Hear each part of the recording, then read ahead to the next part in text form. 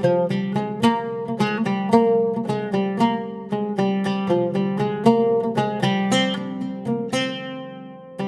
இன்னைக்கு ரொம்ப சத்தான ராகி சிமிலி எப்படி பண்ணுறதுன்னு பார்க்க போகிறோம். இதை நீங்கள் குழந்தைங்கலேருந்து பெரியவங்க வரைக்கும் யாருக்கு வேணாலும் கொடுக்கலாம். ரொம்பவே டேஸ்டியாக இருக்கும், ரொம்பவே ஹெல்த்தியாகவும் இருக்கும். குழந்தைங்க ஸ்நாக்ஸ் கேட்கும்போது ரொம்ப கெடுதலான ஸ்நாக்ஸ் கொடுக்காம இது போல் ரொம்ப ஹெல்த்தியான ஆரோக்கியமான ஸ்நாக்ஸ் கொடுக்கும்போது ஸ்நாக்ஸ் கொடுத்த மாதிரியும் ஆச்சு, ஆரோக்கியத்தை கொடுத்த மாதிரியும் ஆச்சு. ஸோ ரொம்பவே திருப்தியாக இருக்கும். நம்ம பெரியவங்களும் இந்த லட்டுவை தாராளமாக எடுத்துக்கிறலாம், உடம்புக்கு ரொம்பவே நல்லது. ஹாய் ஃப்ரெண்ட்ஸ், வணக்கம். என் பேர் Abhi. Welcome to Indian recipes Tamil. வீடியோக்குள்ளே போகிறதுக்கு முன்னாடி நம்ம சேனல் இந்தியன் ரெசிபீஸ் தமிழை சப்ஸ்கிரைப் பண்ணிக்கோங்க. கூட இருக்க பெல் சிம்பலையும் கிளிக் பண்ணிக்கோங்க.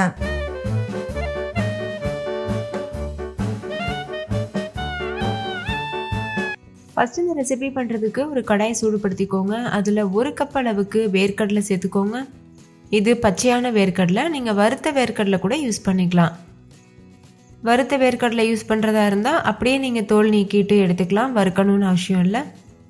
இப்போ ஸ்டவ்வை லோ ஃப்ளேமில் வச்சுட்டு இது நல்லா கிறிஸ்பியாக வர வரைக்கும் வறுத்துக்கோங்க. இப்போ பாருங்கள், இது நல்லா வறுப்பட்டுருச்சு. இந்த ஸ்டேஜில் ஸ்டவ் ஆஃப் பண்ணிவிட்டு முழுமையாக ஆற வச்சுருங்க. நல்லா ஆறுனதுக்கப்புறமா இதோட தோலை இந்த மாதிரி எடுத்துருங்க. எல்லா கடலையுமே நம்ம தோல் நீக்கி எடுத்துக்கணும். இப்போ இதை வேறு ஒரு பிளேட்டுக்கு கொட்டி நல்லா ஆற வச்சிடலாம். நல்லா ஆறுனதுக்கப்புறமா தோலை எடுத்துகிட்டு ஒரு பாத்திரத்துக்கு மாற்றி வச்சுருங்க. அடுத்து ஒரு மிக்சிங் பவுல் எடுத்துக்கோங்க. அதில் 2 கப் அளவுக்கு கேழ்வரகு மாவு சேர்த்துக்கோங்க. நீங்கள் கடையில் வாங்கின மாவு இல்லை வீட்டில் அரைச்ச மாவு ரெண்டுமே யூஸ் பண்ணலாம். 1 டீஸ்பூன் அளவு உப்பு சேர்த்துக்கோங்க. தேவையான அளவு தண்ணி சேர்த்துட்டு நம்ம அடைக்கெல்லாம் மாவு ப்ரிப்பேர் பண்ணுவோம்ல, அந்த அளவு கன்சிஸ்டன்சிக்கு மிக்ஸ் பண்ணிக்கோங்க. இதுக்கு நீங்கள் சுடு தண்ணிலாம் சேர்த்து பிசைய தேவையில்லை. நார்மலான பச்சை தண்ணி சேர்த்துட்டு இந்த மாதிரி பிசைஞ்சிக்கோங்க. நம்ம அடை தட்டுறதுக்கு ஏதுவாக இருக்கணும்.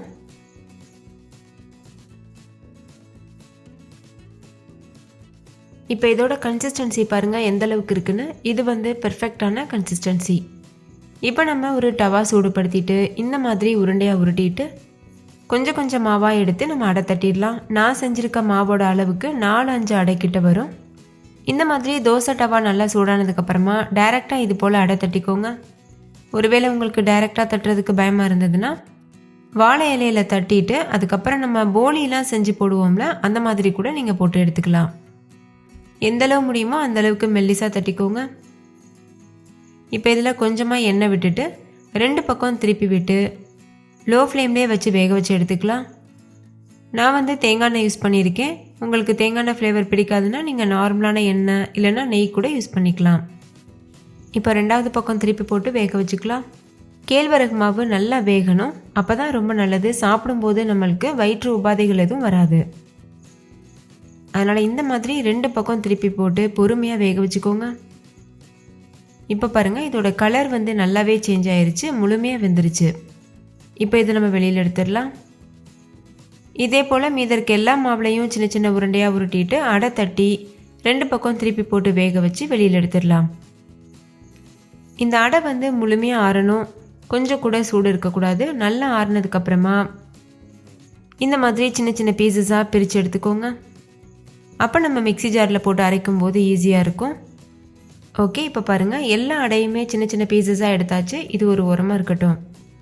அடுத்து ஒரு மிக்ஸி ஜார் எடுத்துக்கோங்க. ஏற்கனவே நம்ம வறுத்து தோல் உரித்து வச்சுருக்கோம்ல, அந்த நிலக்கடலையை சேர்த்துக்கோங்க. இப்போ இதை குறகுறப்பாக அரைச்சி எடுத்துக்கோங்க. ரொம்ப ஃபைன் பவுடராக அரைக்கக்கூடாது, குறகுறப்பாக அரைச்சிக்கோங்க. அரைச்சிட்டு வேறு ஒரு மிக்சிங் பவுலுக்கு மாற்றிடுங்க. இந்த மாதிரி குறகுறப்பாக இருந்தால் தான் லட்டு சாப்பிடும்போது கடலை கடிப்படும், அப்போ ரொம்ப டேஸ்டியாக இருக்கும். இப்போ அதே மிக்ஸி ஜாரில் நம்ம எடுத்து வச்சுருக்க ராகி அடை இருக்குல்ல, அதையும் கொஞ்சம் கொஞ்சமாக சேர்த்து அரைச்சிக்கோங்க.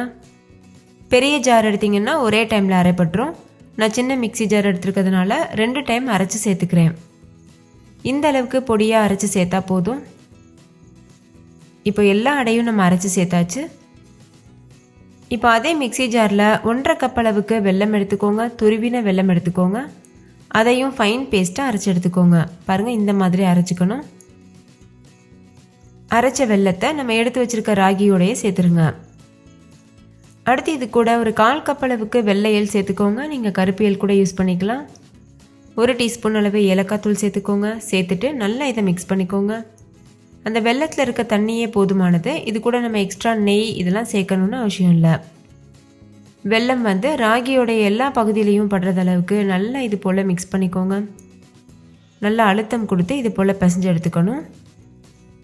நம்ம கை சூட்டுக்கு அந்த வெல்லம் வந்து நல்ல இலக்கம் கொடுத்து வரும். அதனால் இது போல் மிக்ஸ் பண்ணிகிட்டே இருங்க.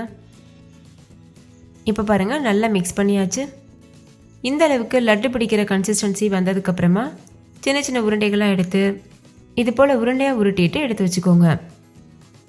லட்டு பிடிக்கிறதுக்கு ஈஸியாகவே வரும். அதனால் நீங்கள் கையில் நெய் எண்ணெய்லாம் அப்ளை பண்ணணும்னு அவசியம் இல்லை. அவ்வளோதான், ராகி சிமிலி பாரம்பரிய முறையில் ரொம்பவே சூப்பராக தயாராகிருச்சு. ரொம்ப ரொம்ப ஆரோக்கியமான இந்த ராகி சிமிலி நீங்களும் கண்டிப்பாக உங்கள் வீட்டில் ட்ரை பண்ணுங்கள். இது ரொம்ப ரொம்ப டேஸ்டியாக இருக்கும். ஒன்று சாப்பிட்டாவே நல்ல ஃபில்லிங்காகவும் இருக்கும். நீங்களே பாருங்கள், இதோட டெக்ஸ்சர் கலர்லாம் பார்க்கும்போதே சாப்பிடணும் போல் இருக்குல்ல. ஸோ கண்டிப்பாக ட்ரை பண்ணி பாருங்கள்.